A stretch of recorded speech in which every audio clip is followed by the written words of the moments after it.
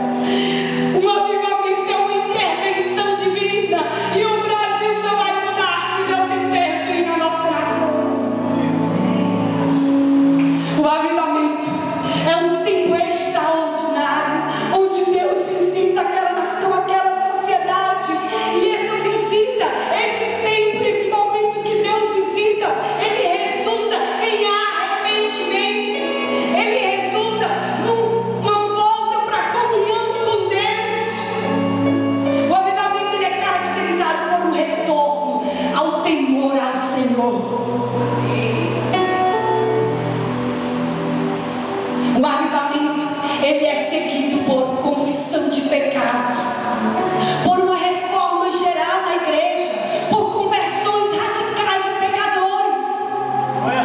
E isso vai gerando mudança moral, social e até na economia da nação. Se você quer mudar a história da sua nação, você precisa clamar por um avivamento.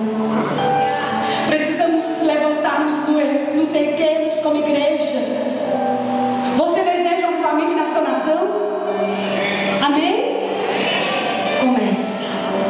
Comece. Faça algo. Existem algumas marcas no avivamento espiritual. Continue com sua Bíblia aberta, já nós vamos ler. A primeira marca do avivamento espiritual é uma nova experiência de convicção de pecado entre os salvos. Sabe por que muitas vezes nós estamos dentro da igreja e achamos que nós já estamos salvos, e aí nós começamos a viver uma vida de pecado, um pé na igreja, um pé no mundo. Não, isso aqui não faz mal, não, isso aqui está tudo bem, não, eu pequei, não aconteceu nada, então fica aqui, eu sou crente, eu não sou, eu que eu sou, e aí? Irmãos, o que é pecado? É pecado. As pessoas estão ficando mais assustadas com a santidade do que com o pecado. Pessoas dentro das igrejas estão se conformando com o pecado. Deus não nos chamou para conformarmos com o pecado. Você acha ruim quando alguém vem confrontar o teu pecado? Não há mais consciência de pecado hoje. Os pregadores mudam o vocabulário. Não é adultério, não, foi só uma... Não, isso aqui. Pecado. O que a Bíblia diz que é pecado, é pecado. E a Bíblia não fica ultrapassada, não. Uma outra marca do avivamento, uma nova disposição para o quebrantamento, uma nova disposição para o arrependimento e para a confissão. Irmãos, quantos de nós estamos tão duros de coração que nós viemos um culto, viemos à igreja, não cai sequer uma lágrima. Você não consegue dobrar os seus joelhos para orar. Corações contritos é o que Deus procura. Arrependimento. Todos os dias temos pecado contra o Senhor, e o Espírito Santo está ali, falando com você, e você tem sido um coração tão duro que não se arrepende, não confessa. É melhor confessar uma tentação do que um pecado. Confesse ao Senhor, confesse ao Senhor as suas fraquezas, confesse ao Senhor os seus medos. Sacrifício sem arrependimento é inútil. As pessoas não querem mais se arrepender. Quando fazemos o apelo, clamamos, as pessoas se acham, sabe? Naquela posição. Se você soubesse como Deus não existe um coração quebrantado, você se quebrantaria mais diante da presença dele. Não basta só servir, igreja. É preciso ter um coração quebrantado. Como cristãos, nós temos nos tornado muito ativistas, pensando que a nossa obra, que o nosso serviço, Deus quer sim o seu serviço, os frutos, mas Ele quer mais um coração quebrantado, um tempo de qualidade com Ele em secreto. Precisamos gastar tempo para ser santos, para buscar a santidade. Precisamos nos arrepender, nos confessarmos. A terceira marca, uma nova visão da cruz de Jesus e da redenção. Nós cantamos assim: eu amo a mensagem da cruz. A mensagem da cruz fala de renúncia, de morte, de abrir mão das suas vontades para viver a vontade de Deus, de morte do seu eu. Às vezes vimos para um culto com a motivação errada, procurando a sua bênção, o seu milagre.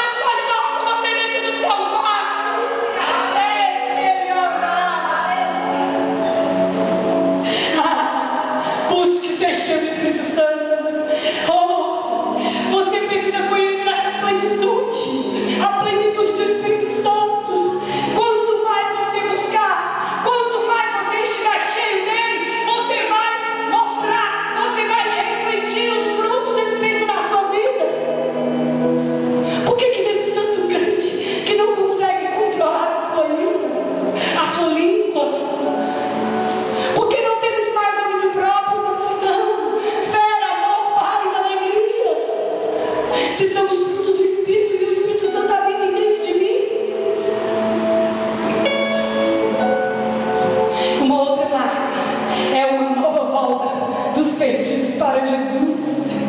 Os pecadores, eles estão atraídos. Quando vem o avivamento, os pecadores estão atraídos, eles passam e eles são atraídos. Assim como eu li a história de um dos avivalistas, ele disse que ao olhar no olho de uma mulher, a mulher sentiu tanta presença de Deus e se converteu, se amigos, ele fala nada. Mas nós, muitos se não abrem a boca para dizer que é cristão, as pessoas nem sabem por conta das nossas atitudes, dos nossos comportamentos.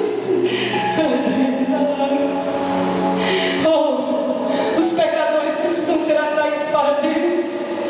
Aleluia. Leia o texto de Gálatas comigo.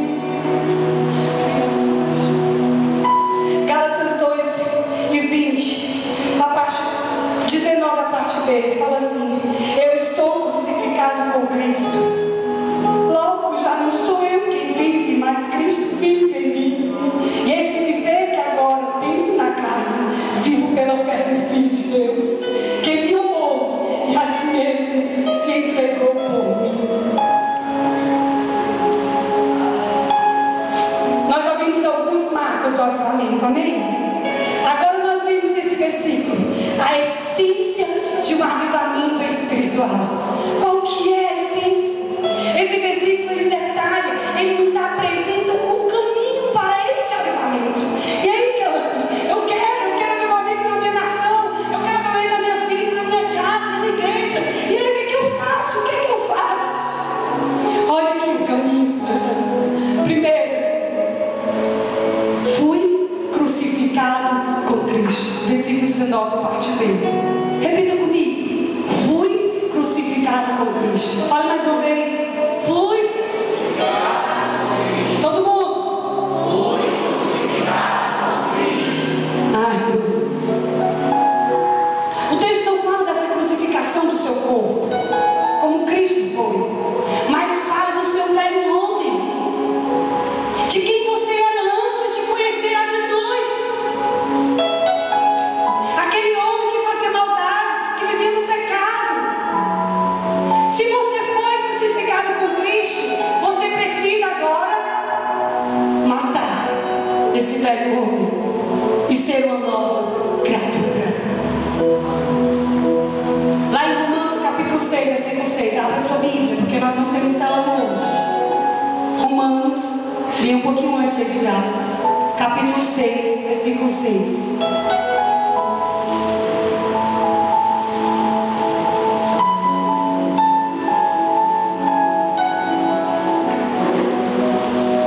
Sabendo isto, que foi crucificado com ele, o nosso velho homem, para que o corpo do pecado seja destruído, e não sirvamos o pecado como escravos.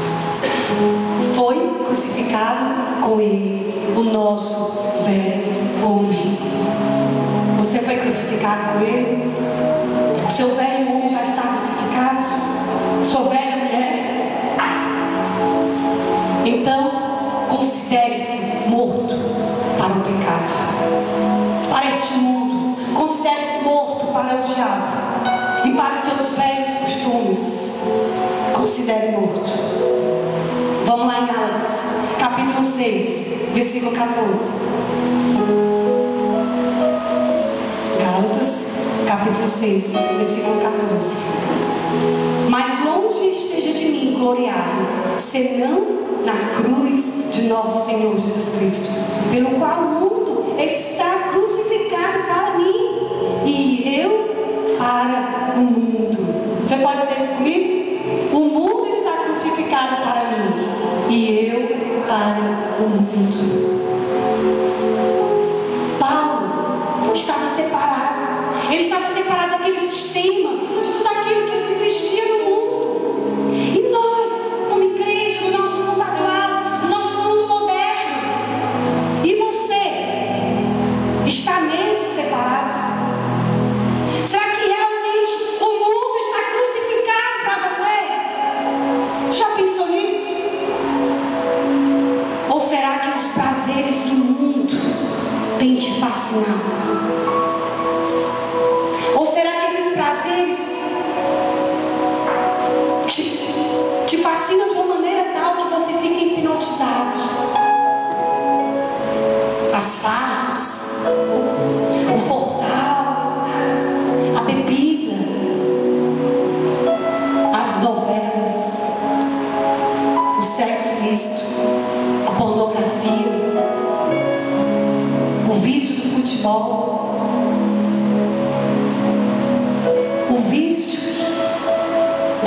redes sociais, irmãos, isso tem se tornado um vício. É um vício tão grande para alguns, que se você fizer um propósito de jejum de rede social, você está matando mais a carne do que a própria comida. Porque tem muitos que deixam de comer para estar no celular.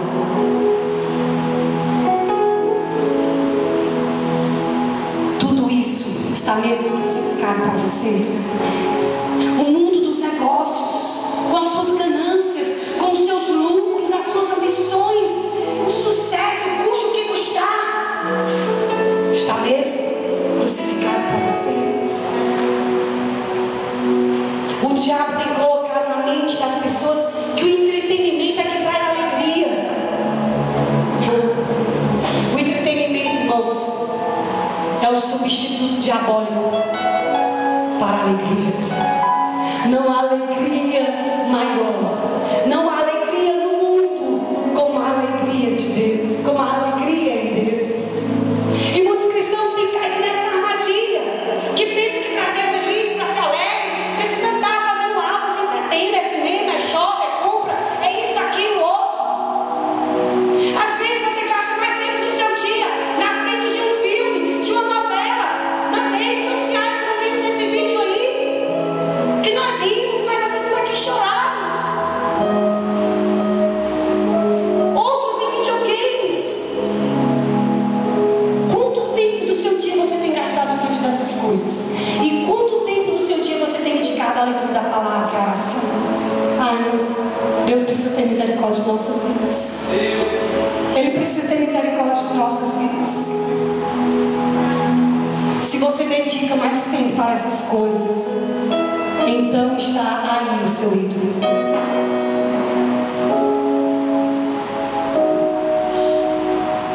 O mundo está mesmo crucificado para você. Muitos, infelizmente, não gastam nenhuma hora do seu dia tendo comunhão com Deus dentro do seu quarto, mas passam de 3 a 4 horas na frente do Facebook. Quando você chegar no céu, você vai ter desculpa para Deus que não teve tempo de orar. Não se tem mais o costume de pegar a Bíblia para ler antes de dormir. Você deita automaticamente ao seu celular no Facebook. Que Deus tenha misericórdia de nossas vidas. A igreja está dormindo. A igreja brasileira está apática. E muitos, infelizmente, não querem ser acordados. Mas Deus me trouxe aqui para te acordar nessa noite.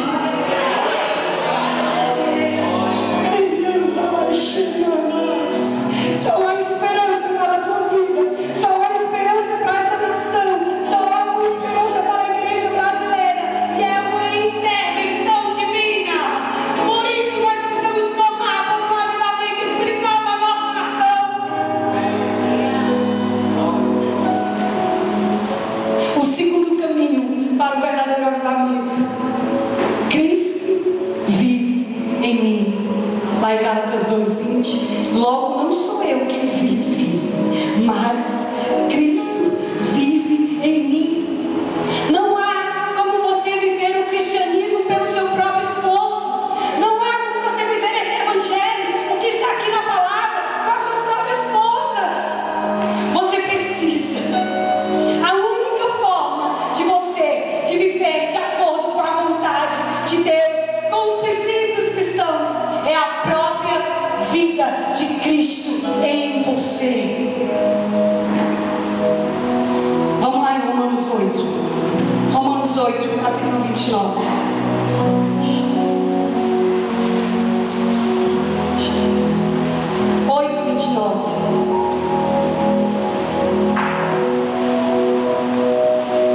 Porquanto aos que de antemão conheceu, também os predestinou para serem conformes à imagem de seu Filho, a fim de que ele seja o primogênito entre muitos irmãos. O que nós precisamos ser? Conformes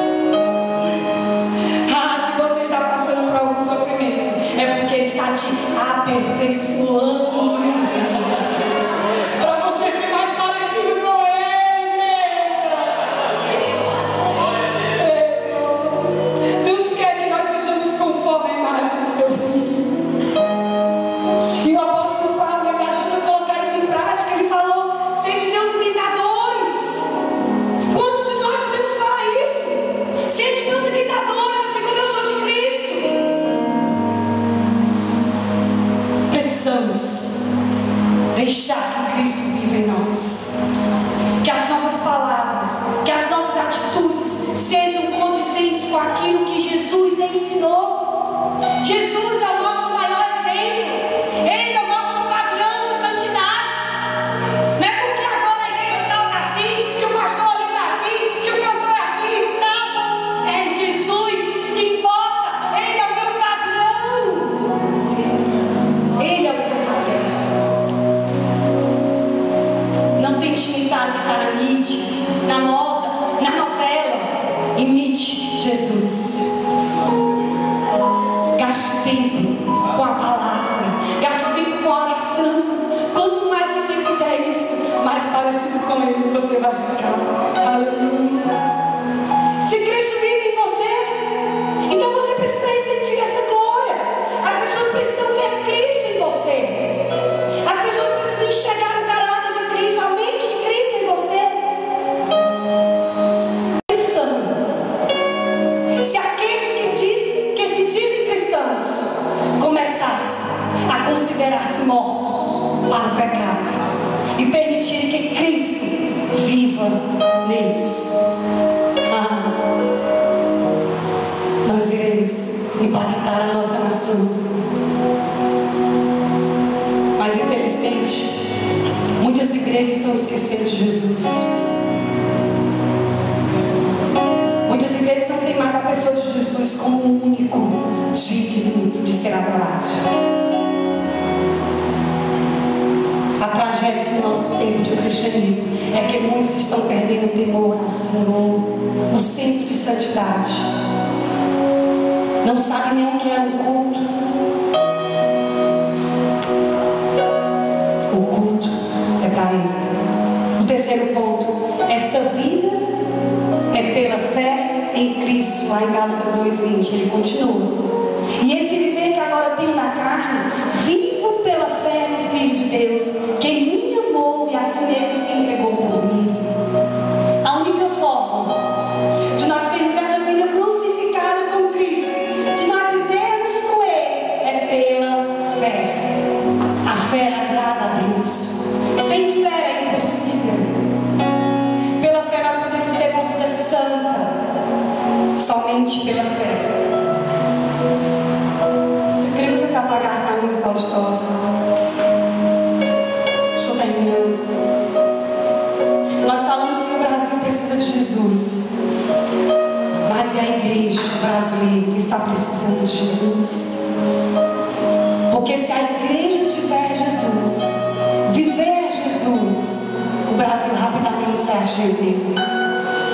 Se a igreja não mudar a atmosfera da sua nação, isso não é avivamento. Um avivamento, ele não vem de boas intenções. Um avivamento, ele não vem do seu muito trabalhar. Mas o avivamento vem de corações rendidos, de corações entregues, em oração ininterrupta, com um choro de arrependimento, com um coração que não descansa. O avivamento, ele vem de coração que trabalha ardentemente até que veja a sua missão cumprida nessa terra. Vem de homens e mulheres que queimam por Jesus, que o seu coração queima por Jesus, queima por aquilo que Jesus é apaixonado, os povos, as nações. Nenhum avivamento veio por força humana, ou por exércitos, ou por forças de exércitos. Os avivamentos começam com grupos de pessoas que desesperadamente começam a buscar pela presença de Deus, por pessoas que são desprovidas de glória humana, e a única coisa que eles almejavam era a glória de Deus, era contemplar a face de Deus. O avivamento vem quando pessoas se reúnem para chorar, para orarem, até que o fogo do Espírito Santo venha. E quando esse fogo vem, ele traz consigo amor, o amor pelos perdidos, o amor por nações, por vidas. O verdadeiro avivamento, ele traz consigo fogo, mas também uma responsabilidade missionária.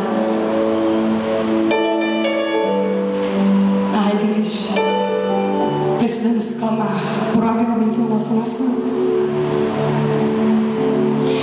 Precisamos orar com fogo, fogo de paixão, que exceder os nossos corações a cumprir o nosso chamado. E o nosso chamado como igreja é proclamar o Evangelho, as boas novas de Cristo. Você pode ficar de pé no seu lugar.